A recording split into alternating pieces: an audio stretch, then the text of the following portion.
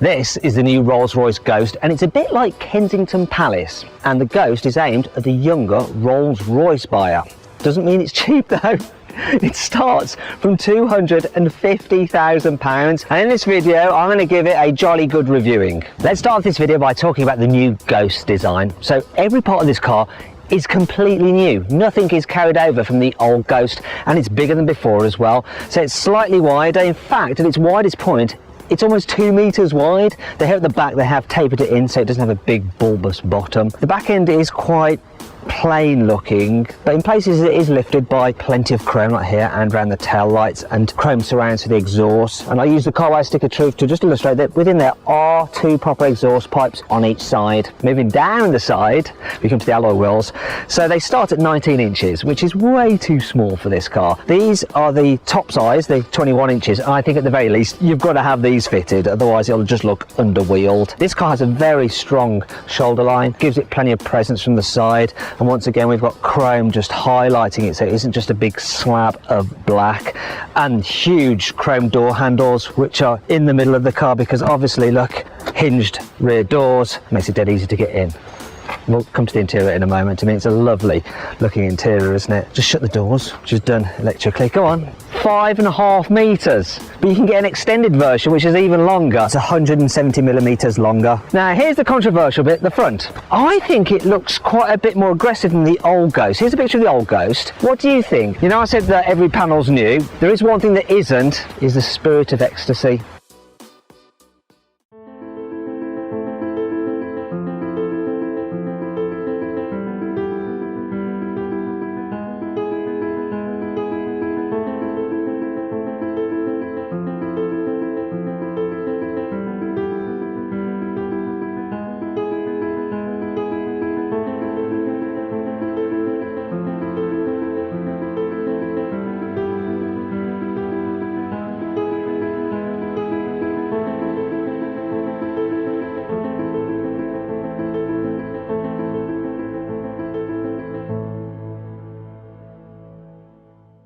The inside of this is gorgeous. The quality of the materials is impeccable. The leather is just so soft. The stitching, even though it's done by hand, is just so straight. The wood veneers, they're solid and thick. This one has a unique detail in it. It's like shiny flecks. It's gorgeous.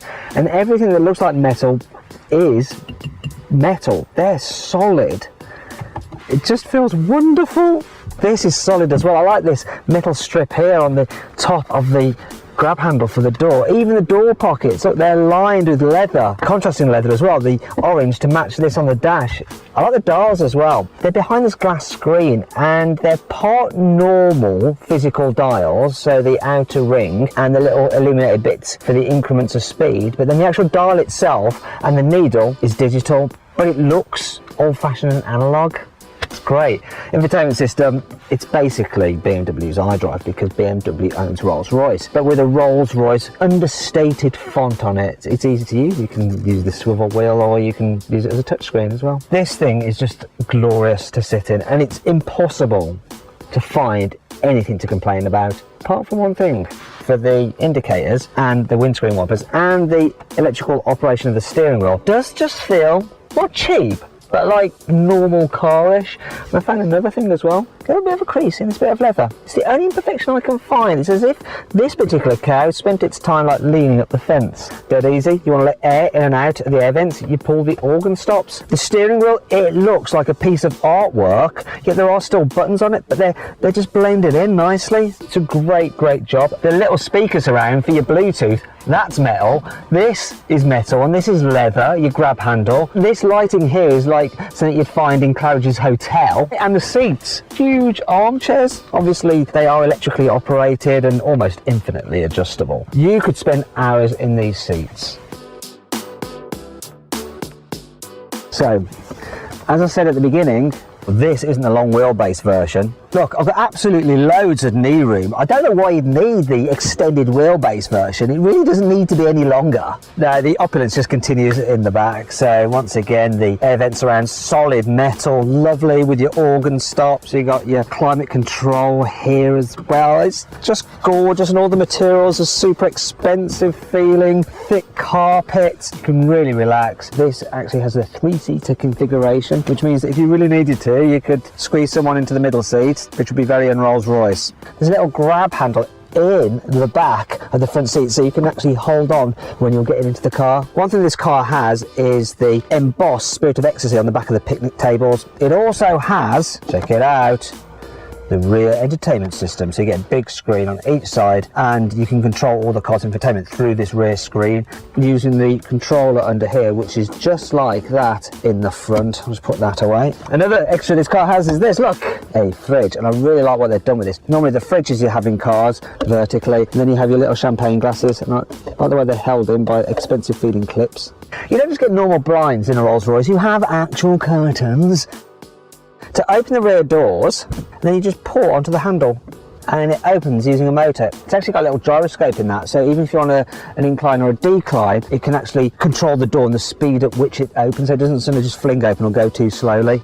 So the load capacity is 507 litres, which is quite a lot, but you do get even more boot space, nicely trimmed, luxurious carpet, which is nicer than in my flat, and this scuff plate here so you don't damage your paintwork when you're lifting things in and out. The opening is quite wide, which is handy because I'm going to have to climb in here to search for, you can get a starlight headliner. We've got hundreds of LEDs just in the roof lining which mimic a night sky. And if you wait long enough, you'll see the occasional shooting star. So much work has been done on this car to make it as quiet as possible. Look how thick the double glazing is on the windows. Now, on top of that, you've got 100 kilos of soundproofing material throughout the car's cabin. There's even soundproofing within the tyres. But Rolls went one step further. It actually measured the sound frequency resonance of all the components of the car and made sure they matched up, so that you don't get slightly different sounds standing out within the car. Just almost every single part of the car. In fact, they got to one stage where they made it too quiet that it made passengers feel a little bit car sick because you didn't get the sensation that you were actually moving. So they dialed a little bit of sound back in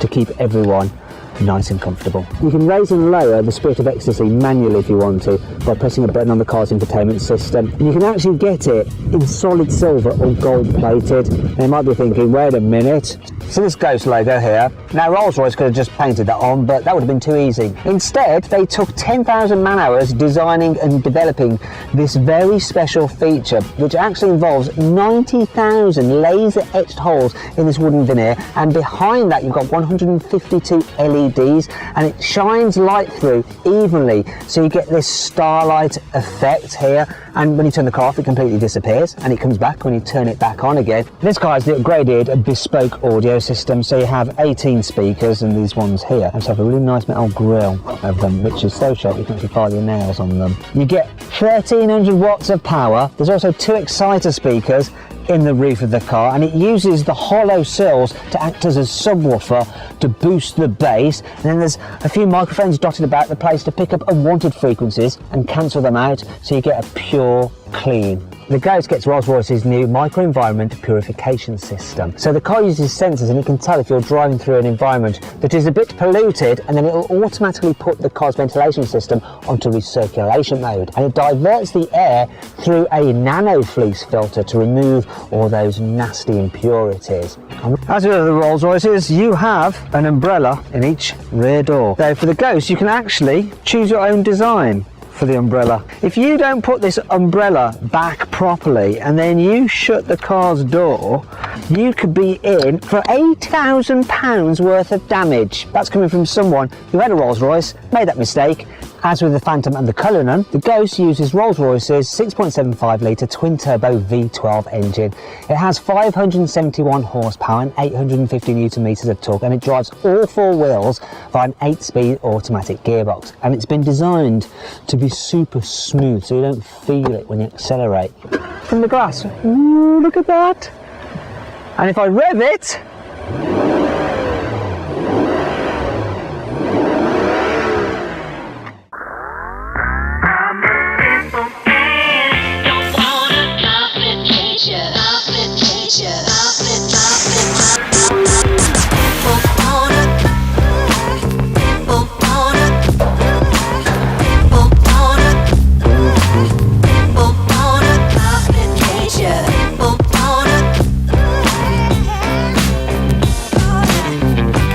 let's finally see what this Rolls-Royce Ghost is like to drive.